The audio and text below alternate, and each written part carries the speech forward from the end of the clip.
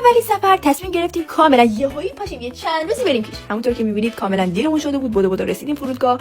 بلیط‌ها رو تحویل گرفتیم که بریم سمت کیش زیبا. اینم که می‌بینید منم شاد و خوشحال برای رفتن به سفر.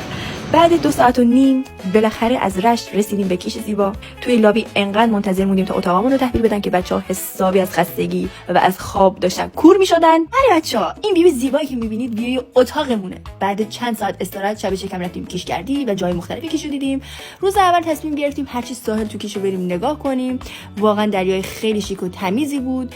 اون کشتی که داخل دریا می‌بینید سال‌هاست غرق شده، بهش میگن کشتی یونانی. اینجا رسیدیم به میکامال که یکی از قسمت‌هاش یه شهربازی خیلی عجیب غریب داشت. این قلعه‌ای که می‌بینی یه هتل زامبیه که داخلش کلی عروسک زامبیه که حسابی ما رو باهاشون ترسوندن. بعد اینجا با بچه‌ها رفتیم سینما و یه فیلم ایرانی دیدیم. روز دوم توی کیش باز رفتیم ساحل. شاید خیلی براتون عجیب باشه ولی این بار رفتیم که تفریحات آبی رو امتحان کنیم. قبل واسه یکی از خفن‌ترین تفریحات بود که واقعا استرس داشتیم. رفتیم وسط آب، پرت شدیم تو آب و اون پایین ماهی‌ها رو دیدیم. بعدش پارسل سوار شدیم تا میتونستیم اونجا جیغ زدیم.